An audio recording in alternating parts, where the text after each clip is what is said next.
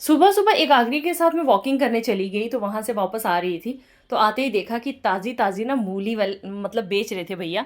वैसे इस टाइम पे 60-70 रुपए किलो यहाँ पे मूली चल रही है, आपके यहाँ पे कितनी चल रही है ज़रूर बताना। तो बस ये 60-70 रुपए किलो वाली मूली मैं आधा केजी ले आई। तो वैसे ना जब फ्रेश-फ्रेश ये सब चीज़ें आती हैं तो खाने का बहुत मन करता है। तो मूली वैसे ऑल टाइम फ़ेवरेट ही रहती है, सब चीज़ों में डाल के हम पराठे वगैरह बना सकते हैं।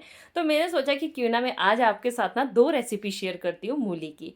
तो एक तो मूली के पराठे बनाने वाली हूँ सिंपल, और साथ-साथ में एक मूली की चटनी बनाने वाली हूँ। तो चलिए अभी जुड़े रहिए और देखिए किस तरह से मैं दोनों चीज़ें बनाने वाली हूँ। तो यहाँ पे ना फ्री का धनिया भी मैं खूब सारा ले आई और साथ में ही फ्री की मिर्च भी ले आई। मतलब सब्ज़ी लेके आऊँ तो ये चीज़ें मेरे को फ्री में चाहिए ही होती हैं। तो फिर मैंने यहाँ पे धनिया के जो जड़ वगैरह है इनको काट के निकाल दिया, सारी धनिया मैंने अच्छे से साफ़ कर दिया। तो भई फिर उसके बाद मैंने यहाँ पे मूली को कद्दूकस किया। तो इस टाइम पे ना मूली एकदम फ्रेश आ रही है ना, अभी इससे पहले तो बहुत ज़्यादा महंगी थी, अभी मैंने कल परसों ही पूछा था, तब पता नहीं 80 रुपये केजी दे रहे थे, और फिर मैंने आज देखा तो आज 60 रुपये किलो थी। तो मैंने आधा केजी लाई, ज़्यादा नहीं लाई, आधा किलो लाई, क्योंकि जो एक टाइम पे चल जाए बस उतनी काफ़ी रहती है। तो यहाँ पे मैंने ना मूली को कद्दूकस कर लिया और उसमें धनिया कट करके उसको साइड पे रख दिया, और मूली को कद्दूकस किया, उसमें से जो पानी निकला उसको मैंने साइड पे रखा है, उस पानी का हम यूज़ करेंगे। तो यहाँ पे अब जो मूली के पत्ते निकले हैं ना, इस टाइम पे मूली के पत्ते इतने अच्छे आ रहे हैं ना, वैसे तो इसकी आप हरी सब्जी बना के खा लो, थोड़ा सा नमक मिर्च डाल के, हल्दी थोड़ी सी डाल के, और एकदम साग बना के खा लो, बहुत अच्छी होती है मूली के पत्ते। इस टाइम पे हरी सब्जियाँ जितनी खाने हों उतनी खानी चाहिए। तो मैं तो यहाँ पे ना इसकी चटनी बनाने वाली हूँ पराठों के साथ। तो मैंने सोचा चलिए मैं चटनी बना लेती हूँ, और कुछ पत्ते बच गए, वो पत्ते मैंने रख दिए हैं, उनकी मैं हरी सब्जी, जैसे दाल चावल बनाती हूँ तो उसके साथ साथ मैं हरी सब्जी ज़रूर बना के खा लेती हूँ। सर्दियों में हरी सब्जी बहुत खाते हैं, बहुत अच्छा लगता है। तो यहाँ पे मैंने मूली के पत्ते कट करके डाल दिए, उसमें मैंने धनिया भी तोड़ ताड़ के डाल दिया, और साथ में ही जो मूली का पानी निकला था ना ग्रेट करके, वो भी डाल दिया। अब यहाँ पे मेरे पास अखरोट पड़े हैं, 2 अखरोट ले लिए मैंने। अब इन अखरोट के छिलके निकाल के, बीच से इसकी गिरी निकाल के, वो भी डाल दी मैंने ग्राइंडिंग जार में। तो ये सब चीज़ें मैंने डाल दी हैं। अब इसमें नमक थोड़ा सा डाल देंगे, थोड़ी सी टेस्ट के अकॉर्डिंग, मतलब तीखे के लिए मिर्च डाल देंगे जितना आपको पसंद हो, और थोड़ा सा आमचूर पाउडर खटास के लिए, आप यहाँ पे नींबू भी डाल सकते हो। तो इसको हमने ग्राइंड कर दिया, और ये हमारी इतनी चटपटी तीखी सी चटनी बन के हो गई है रेडी। आप इसको ज़रूर ट्राई करना, मूली के पत्तों की चटनी बहुत ज़्यादा टेस्टी लगती है। इसको आप हर तरह की, मतलब जैसे समोसे बना रहे हो, पकोड़े बना रहे हो, या कुछ और भी जो बना रहे हो, उसके साथ ये चटनी खाने में ना बहुत अच्छा लगता है, और पराठों के साथ भी बहुत टेस्ट आता है। तो यहाँ पे ये जो हमने स्टफिंग बनाई है मूली ग्रेट करके, उसमें मैंने धनिया भी डाल दिया था, नमक डाल दिया, थोड़ी सी मिर्च डाल दी, साथ में थोड़ा सा आमचूर पाउडर डाल दिया है, ये सब चीज़ें डाल दी हैं इसमें, और बस इसको मैंने मिक्स कर दिया। तो हरी मिर्च भी काट के मैंने यहाँ पे डाल दी है, क्योंकि पराठों में हरी मिर्च जब आती है ना, वो तो बहुत ही ज़्यादा टेस्ट आता है। तो जो हमने चटनी बनाई ना, उसमें ये जो स्टफिंग है इसको थोड़ा सा डाल देंगे गार्निशिंग के लिए, बहुत ज़्यादा अच्छी लगती है। अगर कोई गेस्ट वगैरह आ रहे हैं और इस तरह से गार्निश करके देना, बहुत ज़्यादा अच्छी लगती है। तो फिर उसके बाद ना मैंने यहाँ पे 2-3 तरह के पराठे बनाए हैं। वैसे तो सब लोग इस तरह के पराठे बनाते ही हैं, लेकिन फिर भी मैं शेयर कर रही हूँ, क्योंकि कई लोग जो होते हैं उनको नया लगता है, तो इसीलिए मैं शेयर कर देती हूँ। तो यहाँ पे मैंने ना छोटी-छोटी 2 जो रोल बना लिए थे, और उनकी मैंने चकलियाँ बना ली हैं। तो अब इनको मैं बेलूँगी दोनों को।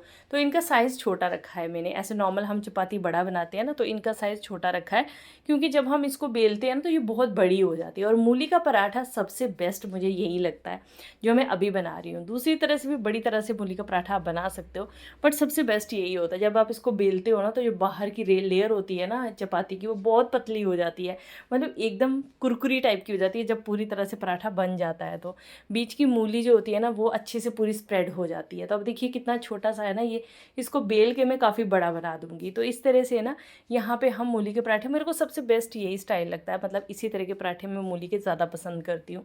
इससे बाहर का चपाती ना बहुत ज़्यादा पतला हो जाता है। तो बस यहाँ पे एक पराठे का मैंने डाल दिया, मतलब बना के रख दिया। अब दूसरा तरीका बनाने वाली हूँ। तो यहाँ पे मैंने एक चपाती बेल दिया, और उसके ऊपर थोड़ी सी स्टफिंग डाल दी। अब स्टफिंग में थोड़ी ज़्यादा डाल देती हूँ, आप चाहे थोड़ी कम डालना, उससे क्या होता है कि पराठे ना, मतलब स्टफिंग दिखती नहीं है और बाहर निकलती भी नहीं है। तो मैंने स्टफिंग थोड़ी ज़्यादा डाल देती हूँ, कि मुझे ना बहुत अच्छा लगता है ज़्यादा स्टफिंग वाले पराठे खाना।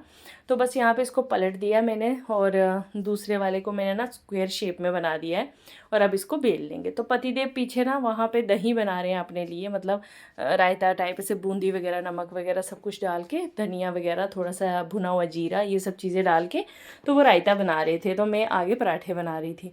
तो आज पतिदेव को पता नहीं क्या हो गया, मैंने कहा पतिदेव आज इतने खुश कैसे हो गए, पीछे आए मेरे और आके ना थोड़ी सी मतलब उन्होंने कैमरे में देख के ना थोड़ी स्माइल कर दी। मैं हैरान हो गई, मैंने कहा आज पतिदेव क्या हो गया, ऐसे तो आप कभी कैमरे की तरफ देखते भी नहीं हो।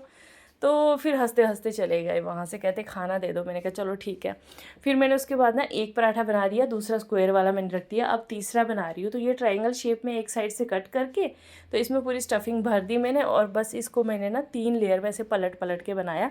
लेकिन हर एक लेयर के बीच में ना मैंने थोड़ा थोड़ा सा घी लगाया, उससे ना लेयर्स एकदम अलग अलग हो जाती हैं और काफ़ी ही टेस्टी लगता है वैसे इस तरह का पराठा खाना। तो बीच में मैंने थोड़ा थोड़ा सा घी लगा दिया और बस इस तरह से इसको फोल्ड किया ट्रायंगल शेप में। और बस अब थोड़ा सा इसमें हम डस्टिंग कर लेंगे, मतलब थोड़ा सा आटा डाल देंगे और बस उसके बाद इसको बेल देंगे। अब स्क्वायर शेप वाला आपने देखा, वो भी बहुत अच्छा लगता है, स्क्वायर शेप का भी और ट्रायंगल शेप में बहुत अच्छा लगता है। लेकिन सबसे बेस्ट ना मुझे पहले वाला ही लगता है, जिसमें 2 रोटियां बना के और बीच में ना स्टफिंग भरी जाती है, मुझे सबसे अच्छा वही लगता है।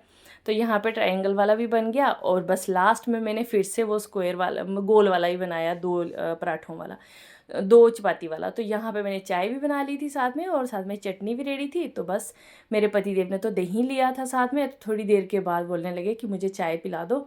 फिर मैंने उनके लिए भी अदरक वाली चाय बना दी। तो चाय बना के ना ऊपर से मैं थोड़ा सा अदरक डालती हूँ और वो इतना ज़्यादा अच्छा फ्लेवर देता है ना चाय में, बिल्कुल थोड़ा सा कप में ही डालेंगे, मतलब चाय बना के ना थोड़ा सा, तो वो बड़ा अच्छा लगता है। तो फिर हम लोगों का ब्रेकफास्ट वगैरह हो गया था। तो आज भी ना इतने दिन हो गए मेरी ये वाली गानी टूट गई थी, मतलब जो नेकलेस गानी कुछ भी बोलो वो टूट गई थी।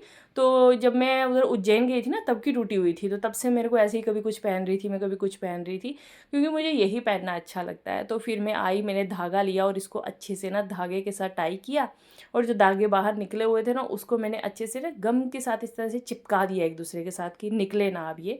तो फिर मैंने उसको अच्छे से फिक्स कर दिया।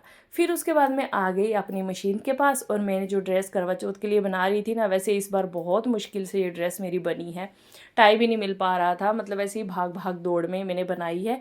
तो वही ड्रेस को ना मैं कुर्ते को सिलाइयाँ वगैरह लगा रही थी, और इसका डिज़ाइन मैंने कैसा बनाया है वो मैं आपको जल्दी बता दूँगी। तो यहाँ पे ना पतिदेव ने वॉशिंग मशीन खोल दी, जैसे उन्होंने ओपन की ना बीच में इतनी ज़्यादा गंदगी है, इसका व्लॉग मैं अलग शेयर करूँगी आपके साथ, क्योंकि मैंने ना वॉशिंग मशीन किस तरह क्लीन की है ना, मैंने उसका व्लॉग बनाया है, मैं ज़रूर शेयर करूँगी।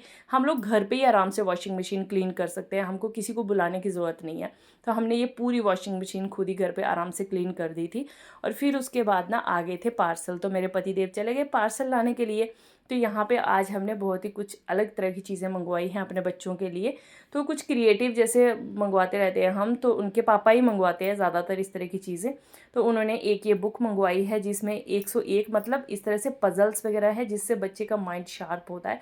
साथ में एक ये वॉच मंगवाई है, वॉच नहीं है ये, बच्चे को टाइम सिखाने के लिए है, कि बच्चे को टाइम किस तरह से सिखाना है, किस तरह से काउंटिंग करनी है, क्या क्या करना है, वो सिखा दिया। उसके बाद लंच का टाइम आता, तो आज मैंने अपने घर की तुरई बनाई हुई थी, तुरई चावल और साथ में सैलड वगैरह। तो लंच करने के बाद फिर से मैं आ जाती हूँ अपनी मशीन के ऊपर, मतलब मशीन के ऊपर नहीं आती हूँ, मशीन के पास बैठ जाती हूँ। और फिर उसके बाद मैंने जो बाकी बचा हुआ सूट है अपना स्टिच करने के लिए उसको स्टिच किया। और फिर मेरे पतिदेव ना फोम लेके आ गए थे, तो मैंने बोला, मैंने कहा पतिदेव आप क्या कर रहे हो फोम के साथ, कहते अभी दिखाता हूँ, देखो देखो देखो। इस तरह से सेंटर से कट कर दिया और साइडें ऊंची रखी। तो मैंने कहा पता नहीं क्या करने लगे, इतनी देर देखा तो दरवाजे के नीचे ना जैसे स्टॉपर लगते हैं ना उस तरह से, मतलब कोई भी चीज़ अंदर नहीं आ सकती, जैसे हमारे दरवाज़ों से चींटियाँ वगैरह, छोटे छोटे कीड़े घर के अंदर घुस जाते हैं ना, तो नीचे से सुराख होता है, तो क्वार्टर्स में ऐसा होता है। तो उन्होंने इस तरह से इसको बनाया ना कि ये पूरा फिक्स आया दरवाजे के नीचे, और कह रहे थे कि अब इसके अंदर ना डस्ट तक नहीं, कोई चीज़ नहीं आ सकती, चींटी कीड़ा कुछ भी नहीं आएगा। तो इसको पूरा उन्होंने अच्छे से दरवाजे को बंद कर दिया स्टॉपर लगा के। तो ये बहुत अच्छा काम हो गया, क्योंकि क्वार्टर में ना छोटे छोटे काम चलते ही रहते हैं, मतलब कहीं भी कुछ भी हो तो थोड़ा थोड़ा चलता ही रहता है। तो ये सब हो गया। फिर उसके बाद मैंने और मेरी बेटियों ने एक मस्त सा गाना गाया, आँखों को दीजिए आज की रात मजा हुस्न का, आँखों से लीजिए आज की रात मजा हुस्न का, आँखों से लीजिए। Vishali come here, do dance. तो जैसे ही मेरी छोटी बेटी को लगता है ना कि मेरी माँ लग पड़ी है गाने गाने, तो वो बैठ के मिनट में तालियां मारना स्टार्ट कर देती हैं। तो बड़ी वाली को मैंने बोला चलो आप डांस करो, मैं गाना गाती हूँ। तो वही है, जिस गाने पे इसी तरह के स्टेप्स होते हैं तो वो टीवी में देख के वो भी लग पड़ी उस तरह से डांस करने। तो बस हमारी यहाँ पे बेसुरे बेढंगे गाने जिनका कोई वो सर पैर नहीं होता, गाना कुछ और होता है, मैं कुछ और बोल रही होती हूँ। ये है हमारा स्लीपिंग टाइम, 10:15 हो गए हैं, तो अभी अब हम जा रहे हैं सोने के लिए। वैसे इनको सुला के ना मेरे को ब्लाउज कट करना है, ये पड़ी है मेरी साड़ी, और अब ये साड़ी की ब्लाउज की कटिंग करनी है। मैं सोच रही हूँ ये दोनों सो जाएं तो फिर करूँ। नो बेबी नो नो, तो अब देखो ये सोएं तो फिर कटिंग करते हैं।